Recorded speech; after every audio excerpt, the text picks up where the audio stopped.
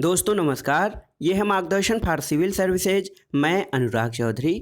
दोस्तों एनसीईआरटी श्रृंखला में आज की वीडियो में आप पढ़ेंगे छठवीं कक्षा के विज्ञान का अध्याय 11 जो है प्रकाश, छाया एवं परावर्तन।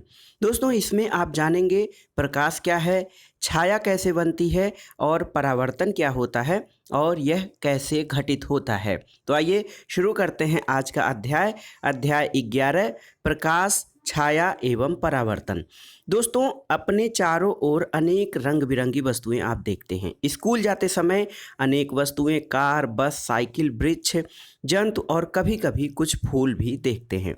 दोस्तों रात के समय क्या होता है, रात के समय जब पूरी तरह से अंधकार होता है तो क्या आप इन वस्तुओं को देख पाते हैं? नहीं दोस्तों, रात के अंधेरे में हम इन वस्तुओं को नहीं देख पाते हैं। लेकिन जब कोई टार्च या मोमबत्ती जलाते हैं तो उस कमरे में रखी हुई वस्तुओं को देख पाते हैं। तो ऐसा क्यों होता है? ऐसा इसलिए होता है कि बिना प्रकाश के वस्तुओं को हम नहीं देख सकते हैं और जो प्रकाश या लाइट होता है वो वस्तुओं को देखने में हमारी सहायता करता है।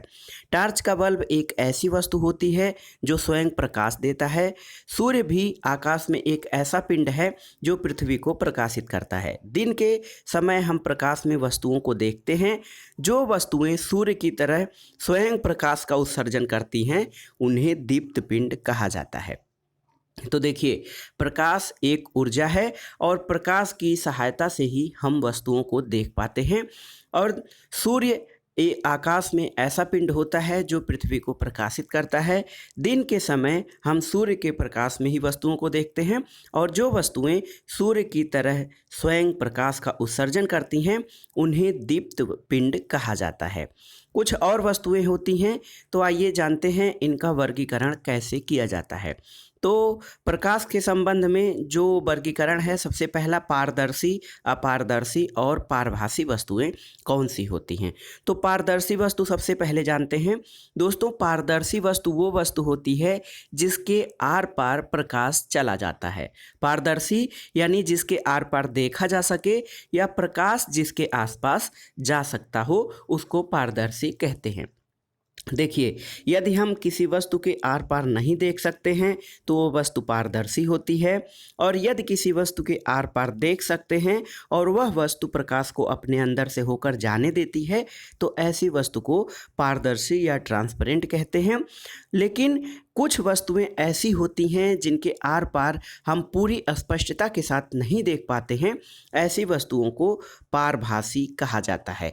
पारभासी का उदाहरण सबसे अच्छा होता है कि एक पतले कागज़ पर आप तेल लगाकर उसको अल्प पारदर्शी या अर्ध पारदर्शी बना सकते हैं। अब आइए जानते हैं कि छाया वास्तव में क्या होती है। जो छाया बनती है वो क्या होती है और कैसे बनती है।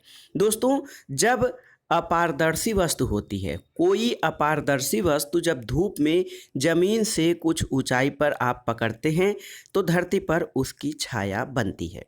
छाया, तो दोस्तों जो ये देखिए चित्र में आपको गहरे काले धब्बे देख रहे हैं, ये किसी वस्तु की छाया बनती है। और कभी कभी वस्तु की छाया वस्तु की आकृति के बारे में बताती है और कि उस वस्तु का जो छाया बन रहा है उसी के आभासी या उसके आकार प्रकार के रूप में होता है। तो देखिए, छाया किसी अंधेरे कमरे या रात्रि के प्रकाश में नहीं बनता है। छाया जो होती है वो प्रकाश में ही बनती है और ऐसी वस्तु की छाया बनती है जो अपारदर्शी होती है। सबसे पहले हम जानेंगे कि देखिए यहाँ पर छाया बनने के लिए कैसे एक प्रयोग किया जा रहा है। छाया एक पर्दे पर बनती है।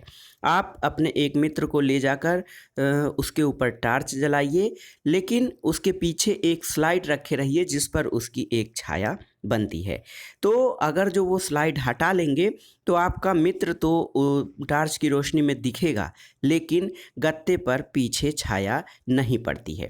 इसके अलावा एक देखिए मनोरंजक क्रियाकलाप जो अपने आप हाथ में छिपे हुए जंतुओं की छायाकृतियाँ बना सकते हैं। देखिए ये हाथ से आप लाइट के आगे जब किसी पर्दे पर आपके हाथ का प्रकाश या आपके हाथ की छाया बनती है तो वो विभिन्न जीव जंतुओं द्वारा बहुत मनोरंजक आकृतियाँ बनती हैं। तो सबसे ज़रूरी ये है कि हम जाने जो छाया बनती है उसके लिए एक पर्दा या उसके लिए एक जो है स्थिति ऐसी होनी चाहिए जिस पर छाया बनने के लिए उसको एक पर्दे की आवश्यकता या पृष्ठ की आवश्यकता होती है। जब प्रकाश किसी अपारदर्शी वस्तु पर पड़ता है तो पीछे वाले पर्दे पर उसकी छाया बनती है। आइए एक चीज़ जानते हैं, सूची छिद्र कैमरा। तो दोस्तों सूची छिद्र कैमरा क्या होता है? तो आपको एक प्रयोग करना है जिसमें 2 बॉक्स लेना है और ऐसे 2 बॉक्स जिसमें बिना अंतराल के दोनों एक दूसरे पर खिसक सकें। इसको आप इस प्रकार से तैयार कर सकते हैं। सूची छिद्र कैमरा लेकर छोटे बॉक्स के खुले हुए सिरे से देखें और अपने सिर तथा सूची छिद्र कैमरे को जब आप काले रंग के कपड़े से ढक देते हैं तो सूची छिद्र कैमरे से दूर की वस्तुएं जैसे पेड़, इमारतों को देखने का प्रयास करेंगे। तो जिस वस्तु को आप सूची छिद्र कैमरे से देखना चाहते हैं वो सूर्य की तेज धूप में रखी हो। तो जब छोटे बॉक्स को सूची छिद्र से बड़े बॉक्स में आगे पीछे खिसकाते हैं जब तक दूसरे छोर पर लगे हुए ट्रेसिंग पेपर पर तस्वीर ना मिले। तो दोस्तों सूची छिद्र कैमरे से जब आप सूर्य का प्रतिबिंब बनाते हैं तो थोड़ी सी भिन्न व्यवस्था होती है। गत्ते की एक बड़ी सीट चाहिए जिसके मध्य में छोटा सा सूची छिद्र हो और गत्ते की सीट को सूर्य की तरफ इस तरह से पकड़ें कि उसकी छाया साफ क्षेत्र में बने। तो अपनी जगह से सूर्य ग्रहण के समय सूर्य का सूची छिद्र प्रतिबिंब देखें। तो ऐसे में आपको क्या दिखाई देता है? दोस्तों सूची छिद्र जब प्रतिबिंब आप देखते हैं तो आपको लगेगा कि ग्रहण प्रारंभ होने पर सूर्य के प्रतिबिंब का एक भाग धीरे धीरे काला हो जाता है और ग्रहण के समय या ऐसे हमें सूर्य को सीधे कदापि नहीं देखना चाहिए। ये हमारी आँखों के रेटिना के लिए बहुत ही हानिकारक हो सकता है। सूची छिद्र कैमरे का एक उदाहरण हमारे देखिए प्रकृति में भी उपलब्ध है। जब हम किसी हरे पौधे के नीचे जाते हैं, किसी वृक्ष के नीचे गुजरते हैं जिसमें ढेर सारी पत्तियां होती हैं, जब हम उस पेड़ के नीचे जाते हैं तो सूर्य के प्रकाश के कई धब्बे दिखाई देते हैं जो उसकी पत्तियों से बनता है। ये देखिए दोस्तों, प्रकाश के बारे में आपको जानने के लिए एक प्रयोग है। एक पाइप का टुकड़ा या रबर की लंबी नली लें, एक तरफ मोमबत्ती जलाकर आप रख दें। अब कमरे में दूसरी तरफ खड़े होकर आप उससे मोमबत्ती को देखिए। तो जब आप सीधे जो पाइप है उसको सीधे देखेंगे तो मोमबत्ती आपको दिखाई देगी, लेकिन जब आप मोमबत्ती को मोड़ देंगे तब वो मोमबत्ती, जब आप अपनी पाइप को मोड़ देंगे तो मोमबत्ती आपको नहीं दिखाई देगी। इससे क्या स्पष्ट होता है? तो इससे ये स्पष्ट होता है कि प्रकाश जो है वो एक सरल रेखा में गति करता है, क्योंकि जब पाइप को मोड़ दिया जाता है तो हमें मोमबत्ती या उसका प्रकाश नहीं दिखाई देता है। एक और चीज़ कि प्रकाश एक सरल रेखा में चलता है और इस कारण जब कोई अपारदर्शी वस्तु इसे रोकती है तो उस वस्तु की छाया बनती है। एक और महत्वपूर्ण चीज़ दर्पण और परावर्तन के बारे में जानते हैं। दोस्तों हम सब अपने घरों पर दर्पण का प्रयोग देखते हैं। अपने केश विन्यास के लिए या अपने चेहरे को देखने के लिए हम दर्पण या मिरर का प्रयोग करते हैं।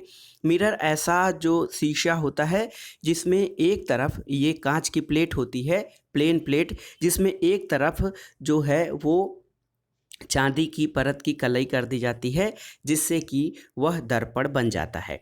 तो दोस्तों जब आप दर्पण में अपने चेहरे को देखते हैं तो वह दर्पण में आपके चेहरे का परावर्तन होता है। यानी परावर्तन की जो प्रक्रिया होती है, जब दर्पण में हम अपने चेहरे को देखते हैं तो वो हमारे चेहरे का परावर्तन होता है। हम दर्पण के सामने रखी वस्तुओं का परावर्तन भी दर्पण में देखते हैं और कभी कभी हम झील अथवा तालाब के पानी में पेड़, इमारतों या अन्य वस्तुओं का परावर्तन देखते हैं। एक क्रियाकलाप आपको करना है। यहाँ पर देखिए एक बालक है जो है टार्च की रोशनी दर्पण पर डाल रहा है और उसकी रोशनी तिरछे होकर एक दूसरे बालक पर पड़ रही है और इसी प्रकार आप परावर्तन को जो है वो प्रयोग के माध्यम से सिद्ध कर सकते हैं। तो दोस्तों आप इससे ये जान सकते हैं कि प्रकाश कैसे गति कर सकता है और ये किस प्रकार दर्पण से परावर्तित होता है। तो आज के वीडियो का जो सारांश था आज के अध्याय का वो इस प्रकार से है। तो पहला है कि अपारदर्शी वस्तुएं जो होती हैं, जिनसे प्रकाश इधर उधर या जिनके आर पार हम नहीं देख सकते हैं, वे वस्तुएं प्रकाश को अपने से आर पार होकर नहीं जाने देती हैं।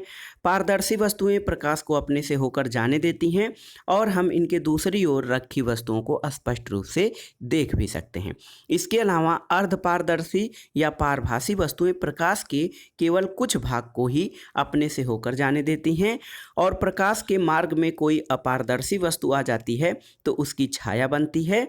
साधारण सामग्री से सूची छिद्र कैमरा बनाया जा सकता है और इसका उपयोग सूर्य और अतिदीप्त वस्तुओं के प्रतिबिंब को देखने में किया जा सकता है। इसके अलावा दर्पण परावर्तन हमें स्पष्ट प्रतिबिंब दिखाई पड़ते हैं। दर्पण परावर्तन से हमें स्पष्ट प्रतिबिंब दिखाई देता है।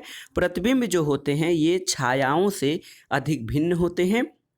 इसके अलावा हमने प्रकाश के एक महत्वपूर्ण गुण के बारे में जाना कि प्रकाश जो है वो सरल रेखा में गति करता है। तो जैसा कि आप जानते हैं ये 6वीं कक्षा का विज्ञान है और एनसीईआरटी पुस्तकों का जो उद्देश्य है वो ये होता है कि प्रयोग करके सीखा जाए और विज्ञान का भी यही उद्देश्य है कि बच्चों में रचनात्मकता, तार्किकता आए और वे प्रयोग करके चीज़ों को देख सकें कि किस प्रकार से ये चीज़ें या घटनाएं घटित होती हैं। तो 6वीं कक्षा के विज्ञान के हिसाब से ये चैप्टर बहुत ही आसान था, एक छोटा सा अध्याय था।